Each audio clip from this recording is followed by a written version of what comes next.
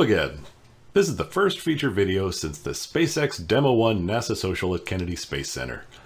In it, I'll be addressing a topic that we don't generally talk about when we talk about space exploration. We talk about the ships to take us off-world. We talk about the amazing machines like rovers and orbiters that help pave the way. In my opinion, there's not enough said about what we're going to do once we get there. Let's jump right in and see what Ralph Ritchie has to say on NASA's vegetable production system and why it's important. Okay, my name's Ralph Ritchie. I'm the Food Production Project Manager here for NASA at the Kennedy Space Center. Our goal is to research different technologies associated with being able to grow supplemental nutrition in the form of plants for astronauts to support their diets on long-duration space flights, to keep them healthy and an optimal performance. This room is kind of like our maker space, and we will do some very early concept development here of different things from a hardware perspective that will facilitate plants growing in space. And we also look at some of the types of plants here early on before we maybe bring them to the chamber room. I think you guys came from the chamber room? Okay.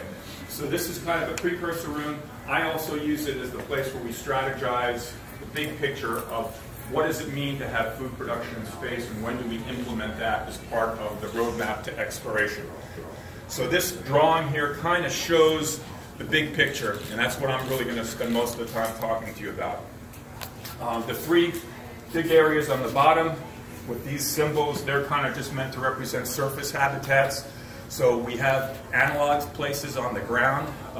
You probably know we have like surface habitats out in New Mexico. We have them all over. We actually work with the Russians. I just came back from one outside of Moscow, in Antarctica. So there's a lot of places here we can do research into isolation and confinement. And we try to put plants as part of that, because one aspect that's kind of a total aside from what you can get food and nutrition-wise is the behavioral benefits of just having something from Earth nearby, seeing something that's green and not sterile. And so the crews like to have plants around. They either really enjoy them, they could care less. It all depends on what their background is. We knew somebody who grew up on a farm. He said he never wanted to take care of a plant again. Interesting too is that it's not just, in that context, it's not just plants for food. In the analog in Russia, they actually have a food place that they're growing plants for food, but in their living quarters they have a little habitat very analogous to that black one over there that you can buy commercially. And they were told they could put whatever, they could grow whatever they wanted in those habitats, whether it was ornamental plants, flowering plants, or food plants, and they all voted to put flowers in there. So yeah, so plants have a role regardless of food, but our primary responsibility here is how do we integrate them for food. As you may have noticed on the whiteboard, each environment, ISS, gateway, more about that in an upcoming video, lunar surface, etc., is an experimental stepping stone to the next. And I'm under the protective radiation magnetic fields of the Earth that basically protect us from deep space radiation. But when I go to the moon, now I'm in a partial gravity environment, 1/6 gravity. What does that do to how water and air behaves in the root zone for plants and how they have access to it? I'm also no longer in that protective radiation environment from Earth. I'm in the deep space radiation environment. And we have not spent enough time there. We haven't taken plants there to know how are they going to perform when exposed to that for long periods of time. And it's not just the plants that are growing, it's the seeds we would bring along the way. I might have seeds stored up there for a few years. Are they going to germinate? Are they going to grow successfully? Same thing for the surface of Mars. Top three are our microgravity actual space-based missions. International Space Station, which has been up there for 20 years doing its thing. What I get there that I don't have on Earth is I have the microgravity evaluation. But I'm still in the magnetic field protection of Earth. It's when I get to the new idea, the new station, I don't want to call it a station, that's not politically correct. The next vehicle, the gateway. Now that's where we're deploying this thing out by the moon. But now I'm in both the microgravity and the deep space radiation environment, which is the same as when I go on the missions to Mars with the deep space transport vehicle. So these are all the destinations that we're working in, and the question is, where does food come into this that we have to grow, as opposed to the prepackaged food, which is always for the anywhere near the near future is going to be a big component of the diet. What we're looking to do is to supplement that nutrition. And the reason is, right now the prepackaged food lasts from the order of about 3 years before certain key nutrients, vitamin C, vitamin B1, K, potassium, I start not being able to get those in the quantities needed by the crew. So think of a crew being gone for 3+ years on a mission to Mars, and now towards the latter part of that mission, the food they eat isn't giving them the nutrition they need. So to make sure that they're going to be healthy and that be able to operate at peak performance, we need to supplement that prepackaged diet. And that's really our mantra, is to help facilitate a fully functional and healthy food system, prepackaged food and the food that we grow. So where's the first place I'll need to demonstrate a reliable, operable system? We had been going and saying, well, that's going to be on the deep space transport mission. In the space near the moon, I still have relatively easy access to get there, relatively, instead of a couple of days to get to ISS, I've got maybe a week to get to the gateway, depending if it's a logistics flight. Orbital mechanics says it may take me 6 months to get there. It's very interesting just because of the nature of the orbits and the energy of our vehicles. Unless it's a crewed mission, logistics flights take longer to get there. But I definitely need to have something when I go onto the deep space transport mission. So that had been our model. I'm working microgravity issues, trying to help me select crops, develop the hardware, so that I have something ready when we get this mission to Mars. So, if our eventual goal is to get to Mars, why the moon first? We've been there. Let's hear Ralph explain. Back to the moon first, right? Before I go to Mars. And so that's actually pushing out this microgravity need case probably another 10 years or so.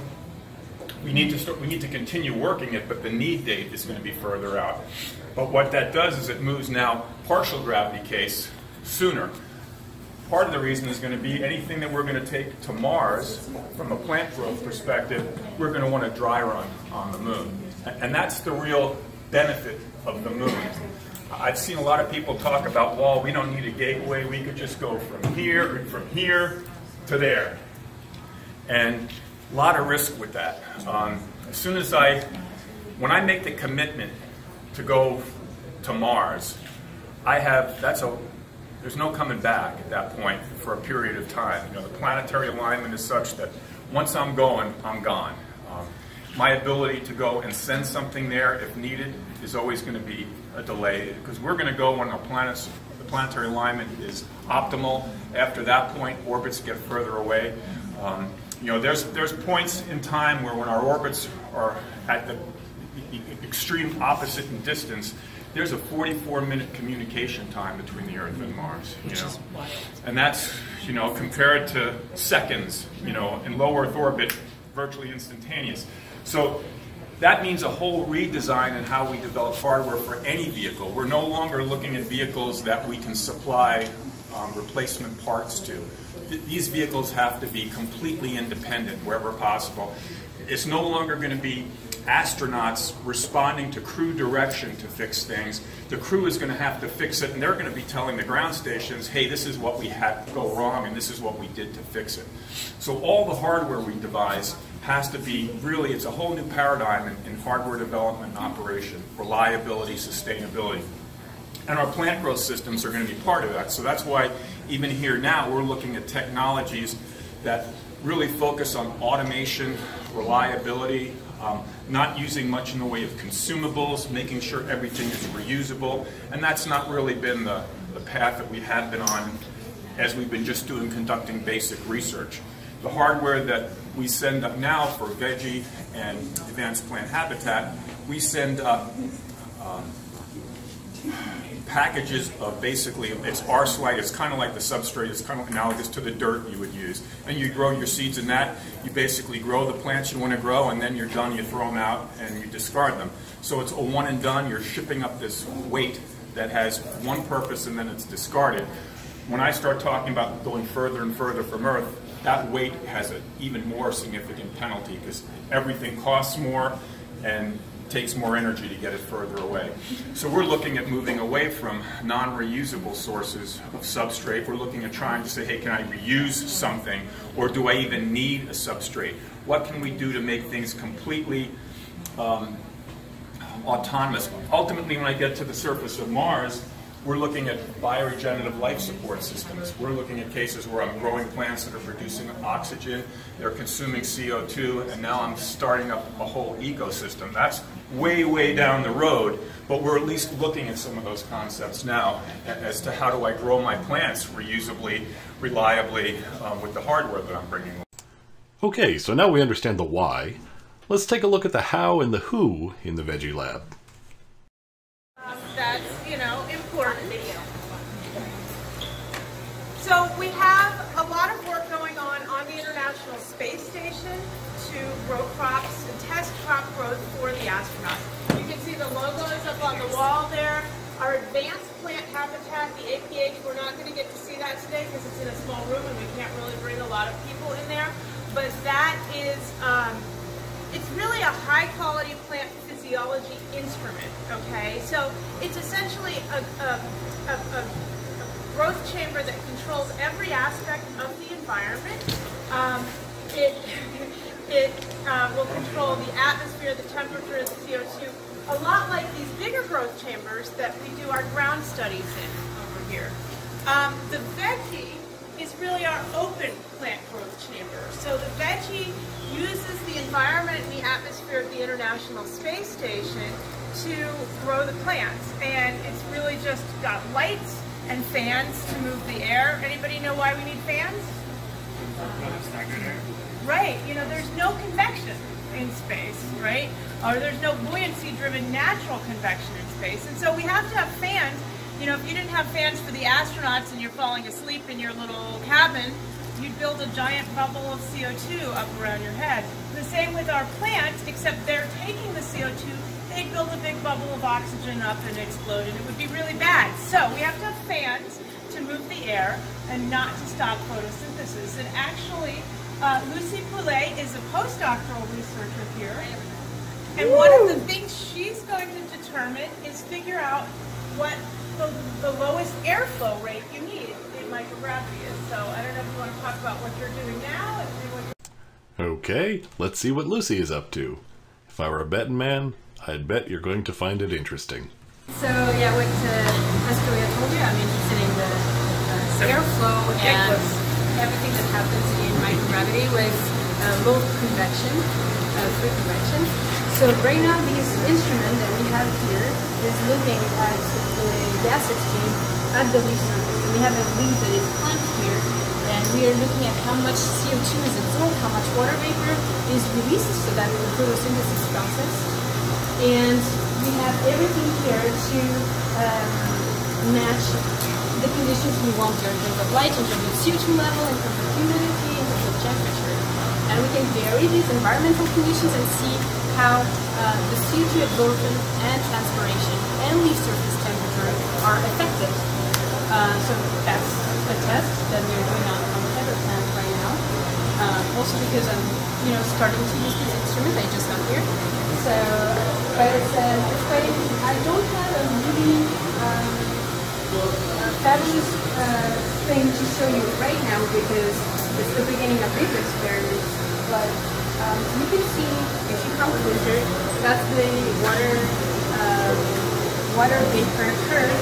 The reference is in purple, the sample is in green, and you can see that the green curve is increasing a little bit, meaning the plant is transpiring. So the photosynthesis is happening, and the transpiration is well. For those of you interested in possibly working with NASA someday, pay special attention to this part. The NASA Intern program is a great way to get started. We have interns, undergraduate and graduate student interns every semester. Daphne has been an intern with us twice. Jacob had been an intern and then he was hired on as a scientist now. And so, we need a lot of assistance. And if you know people that are interested in this area, please get them to apply for our internship opportunities because... No, it's not.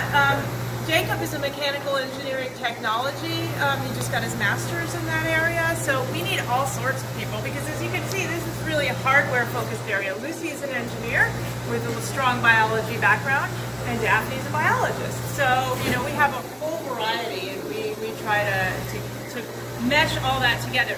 If you are an engineer, you have to be able to speak biology, and if you're a biologist, you have to be able to speak engineering. And that's, you know, those are the types of people that we need.